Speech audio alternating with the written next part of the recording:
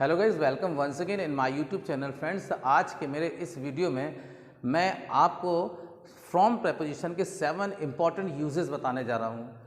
Preposition को use करने में जनरली प्रॉब्लम होती है क्योंकि इसके डीपली इसे यूज़ किया जाता है प्रेपोजिशन को, और उसके यूज़ करने के डिफरेंट वेज होते हैं। ठीक, उसमें से आज 7 तरीके हम आपको बता रहे हैं। उन 7 तरीक़ों से कैसे आप फ्रॉम प्रेपोजिशन को यूज़ करेंगे। तो गाइज देखिए, पहला हमारा जो लिखा है वो सेपरेटेड फ्रॉम, यानी कोई चीज़ कहीं से सेपरेट होती है, हटती हुई प्रतीत होती है, कहीं से अलग हो रही है, तो जब हम इंग्लिश में बात करते हैं तो हम फ्रॉम का यूज़ करते हैं। फॉर एग्जांपल लिखा हुआ है he is coming from Delhi, he is coming from Delhi, वह दिल्ली से आ रहा है। तो दिल्ली से वो अलग होता हुआ दिख रहा है, बोला he is coming from Delhi, वह दिल्ली से आ रहा है, तो किसी प्लेस से हटता हुआ प्रतीत हो रहा है। इसलिए जब भी हम कहीं से कोई चीज़ हटती है तो हम हटने लिए फ्रॉम का यूज़ करते हैं से अर्थ के लिए। जैसे leaves dropped from the tree, पत्तियाँ पेड़ से गिरी, पेड़ से हटी, तो ये सेंटेंस को हम ऐसे ही इस्तेमाल करते हैं, फ्रॉम का यूज़ करते हैं जब कहीं से कोई चीज़ हटती हुई हमें प्रतीत हो, हटती हुई लगे, हटती हुई दिखे और हम वहाँ से हटते हुए दिख रहे हैं। सेकेंड है डिस्टेंस फ्रॉम, कहीं से डिस्टेंट होता है, कहीं की दूरी होती है, जो हम दूरियों को बताते हैं, तो उसके लिए हम डिस्टेंट फ्रॉम का यूज़ करते हैं। जैसे for example the school is 5 kilometre from here, school यहाँ से 5 किलोमीटर, ये हम डिस्टेंट बता रहे हैं, कितना डिस्टेंस है, उसमें कितना अंतर है। तो बोला school is 5 kilometre from here, school यहाँ से 5 किलोमीटर है, कितना है 5 किलोमीटर, ये एक आपकी दूरी हो गई। फिर हैव एन ऑरिजिन इन, कोई चीज़ कहीं से उत्पत्ति होती है, कोई चीज़ कहीं से निकल कर आती है और हमें बताना होता है, तब भी हम से अर्थ के लिए फ्रॉम का यूज़ करते हैं। फॉर एग्जाम्पल देखिए, wine is made from grapes, जो वाइन है शराब, वो ग्रेप्स से बनाई जाती है, ग्रेप्स से मतलब अंगूर से निकल कर, ऑरिजिन उसकी कहाँ से होती है, ग्रेप्स से होती है।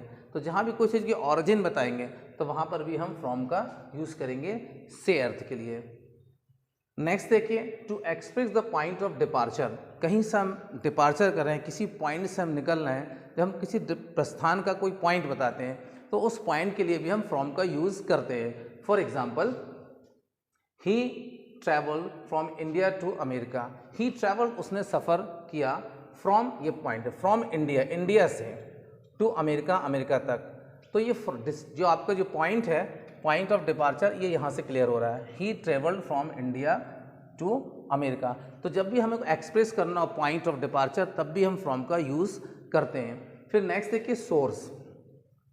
अब सोर्स देखिए, किसी भी सोर्स से, किसी माध्यम से कोई चीज़ अगर आती है, कोई माध्यम बन के, तो वहाँ भी हम से अर्थ के लिए फ्रॉम का यूज़ करते हैं। जैसे फॉर एग्जाम्पल लिखा हुआ है these lines have been taken from poem, ये लाइनें पोएम से ली गई हैं। कोई लाइन लिखी हुई है, हम बोले ये लाइनें पोएम से ली गई हैं। पोएम जो उसका सोर्स है, जैसे समथिंग या some lines have been taken from Bible, from Gita, तभी हम सोर्स बताते हैं किस सोर्स से क्या लिया गया है, तब हमें वहाँ पे फ्रॉम का यूज़ करना है से अर्थ के लिए।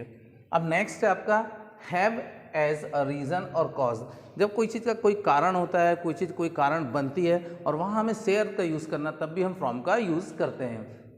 For example the girls scream from fear to see the dog, the girl screamed, वह लड़की चिल्लाई, फ्रॉम फियर, डर से, डर एक कारण था, from fear to see the dog, to सी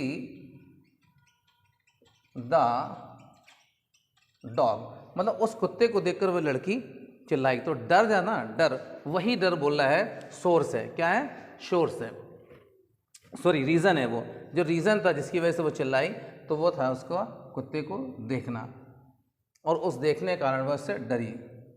ठीक है, तो जब भी हमें सोर्स, रीज़न बताना हो, कॉज बताना हो, तब भी हम फ्रॉम का यूज़ करते हैं, किस कॉज से, किस रीज़न से कोई काम हुआ।